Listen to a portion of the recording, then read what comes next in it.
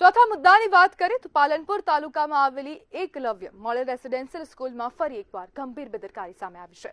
સ્કૂલની ગર્લ્સ હોસ્ટેલમાં બપોરે દાળ ભાતનું ભોજન લીધા બાદ અચાનક 38 વિદ્યાર્થીનીઓની તબિયત લથડી, ઉલટી, પેટ દર્દ અને ચક્કર જેવા લક્ષણો જોવા મળતા તમામ વિદ્યાર્થીઓને પાલનપુર સિવિલ હોસ્પિટલમાં ખસેડવામાં આવી।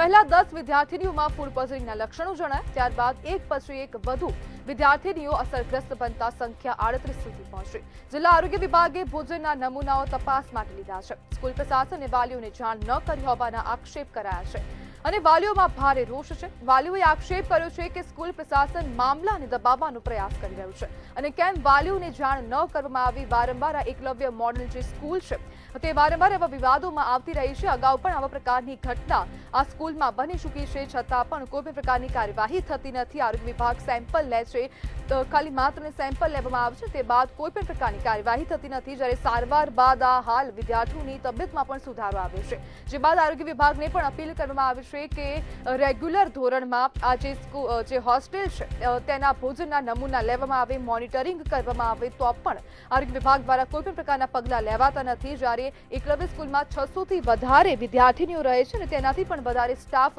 આ સ્કૂલમાં રહે છે। જ્યારે પ્રશ્ન પણ તંત્રને થઈ રહ્યા છે કે શાળાઓમાં નિયમિત મોનિટરિંગ કેમ નથી થતું, વારંવાર ભોજનમાં બેદરકારી કેમ જોવા મળી રહી છે। જ્યારે 600 જેટલી વિદ્યાર્થીનીઓ સ્કૂલમાં ભોજન કરી રહી છે, છતાં પણ તેમના ભોજનમાં બેદરકારી કેમ દાખવવામાં આવી રહી છે।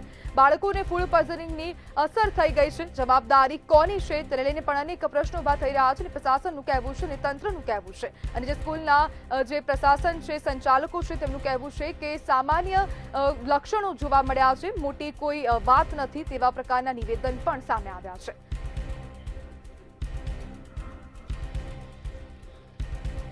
આપણી સાથે પ્રોફેસર ડોક્ટર રવિ સોની જોડાઈ ગયા છે। રવિભાઈ, એકલવ્ય સ્કૂલમાં ફરી એકવાર આ જ વિવાદ ઉભો થયો છે, ફરી એકવાર ફૂડ પોઈઝનિંગની ઘટના બની છે, શું કહેશો? આવું કોઈ બનાસકાંઠાની સ્કૂલમાં કે કોઈ સરકારી છાત્રાલયમાં કે પહેલીવાર બન્યું એવું છે નહીં। આ જે એકલવ્ય સ્કૂલમાં ઘટના બની, સંપૂર્ણ જવાબદારી સ્કૂલ મેનેજમેન્ટની છે। કારણ કે કોઈ રસોઈયો હોય અથવા કોઈ ત્યાં જે એજન્સી રાખવામાં આવેલી છે, એ એજન્સી રસોઈની અંદર કયા પ્રકારનું ફૂડ વાપરી રહી છે એની ઉપર ધ્યાન રાખવા માટે આમના એક વ્યક્તિ રાખેલો હોય છે। એ વ્યક્તિ ત્યાં શું કરતો હતો, અને એક માત્ર એકલવ્ય સ્કૂલની વાત નથી, આવી ઘણી બધી અહીંયા થોડા દિવસ પહેલા, અહીંયા 2 મહિના પહેલા કે મહિના પહેલા પણ કુમાર છાત્રાલય કરીને બીજી છાત્રાલય છે, ત્યાં આગળ રસોઈની અંદર સરકારી છે પણ ત્યાં આગળ રસોઈની અંદર કાચના ટુકડા અને અંદર રસોઈ ઘરની અંદર કૂતરા ફરતા હતા અને એ સિવાય અંદર કાચા અંદર દાણા હોય અથવા માટી હોય, કાંકરા હોય, આવી પણ ઘટનાઓ અહીંયા કુમાર છાત્રાલયમાં બની હતી। એવી નવી ઘટના એકલવ્યમાં બની છે। રોજ ન્યૂઝપેપરમાં સવાર પડે ને આવું બધું આવતું હોય, તેમ છતાં આ લોકોના પેટનું પાણી હલતું નથી। કારણ માત્ર ને માત્ર એટલું છે કે ક્યાંક ને ક્યાંક જે રસોઈ બનાવનાર છે, જે ખવડાવનાર છે અને એના માટે જે ફંડ આવી રહ્યું છે, એ ફંડ આપનાર એ ક્યાંક ને ક્યાંક એક ભેગા થઈ અને પોતાનું સેટિંગ શોધી કાઢવા માટે આ રસોઈયાઓની અથવા જે લોકો ત્યાં રસોઈ બનાવે છે એની આ બેદરકારી ચલાવી લેવામાં આવે છે। અને હજી તમે કીધું એમ કે સ્કૂલના સંચાલક જેમ કહેતા હોય કે સામાન્ય ઘટના હતી, તો તમે ગંભીર ઘટનાની રાહ જોઈ રહ્યા છો। ફૂડ પોઈઝનિંગની અસર તો ચાલુ થઈ જ હતી, અને આ જે અસર થઈ એ અસર તમે જો થોડી હજી વધારે થઈ હોત તો તમે એમ કહેવા માંગો છો કે બાળકો મરી જાય એના પછી અમે એને ગંભીર ભૂલ માનીશું? તમારી ભૂલ થઈ જાય, ભૂલ તમારે માનવી જોઈએ, અને આવી ભૂલો વારંવાર થતી હોય તો ક્યાંક ને ક્યાંક મેનેજમેન્ટની અંદર એમની ઈચ્છા શક્તિનો અને આ બાળકો પ્રત્યે લાગણીનો અભાવ છે। અને આ અભાવના જોતા આવા બાળકો હજી પણ આવી રીતે જ ભોગવશે તો આની જવાબદારી કોણ લે છે? સ્કૂલ મેનેજમેન્ટ તો ના પાડે છે, સરકારી માણસો છે એ લોકો પણ ના પાડે છે, તો પછી આ બાળકો કોના ભરોસે ત્યાં રહે છે? આ બાળકો એમના મા બાપથી દૂર, એમની ફેમિલીથી દૂર તમારી પાસે આવીને એટલા માટે રહેતા હોય છે કે ત્યાં જમવાનું, ભણાવવાનું, આ બધી વસ્તુ યોગ્ય મળી રહેશે, પણ તમે ત્યાં વાલી બનવાની જગ્યાએ તમે ત્યાં આગળ બચાવ પક્ષના વકીલ હોય એવી રીતે તમે વર્તન કરી રહ્યા છો। બાળકો સાથે આ કામ, બાળકો સાથેનું આ વર્તન બિલકુલ ચલાવી લેવાય એવું નથી।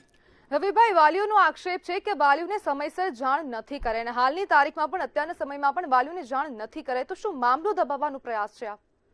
બિલકુલ અહીંયા નહીં, બીજી કેટલી પણ હોસ્ટેલો છે, જ્યાં સરકારી હોસ્ટેલો છે ત્યાં આગળ આ વસ્તુ વારંવાર થાય છે।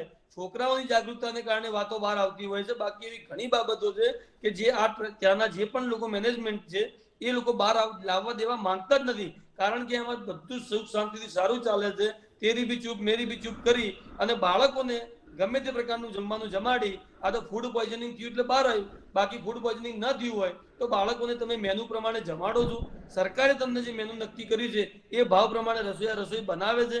આવું ચેક કરનાર તો કોઈ મન તો આજ સુધી કોઈ મળી જ નથી. અને રસોઈયાની દાદાગીરી અમે જોઈ છે, કારણ કે ક્યાંક ને ક્યાંક થોડો ઘણો ભાગ અધિકારીઓને આપી અને પોતાની મરજીમાં આવે એવું રસોડું ચલાવી અને બાળકોને જે હાથમાં આવે જમાડે છે. અને એના કારણે જ આવી ગંભીર ઘટનાઓ બનતી હોય છે. એના માટે સરકારે એક્શન લેવી જ જોઈએ. અને ત્યાં નિયમિતપણે જે ખોરાક બને છે એ ખરેખર તો પહેલા એમને મેનેજમેન્ટને જમાડવું જોઈએ, પહેલા એ ખાય એના પછી જ બાળકોને ખવડાવવું જોઈએ. તો જ આ સુધારો આવશે. બાકી તો પછી પોપાબાઈનું રાજ ચાલુ છે અને આવી જ રીતે લોકોના બાળકો દવાખાનામાં જતા રહેશે. જી બિલકુલ રવિભાઈ, જોડાવા બદલ આપનો આભાર.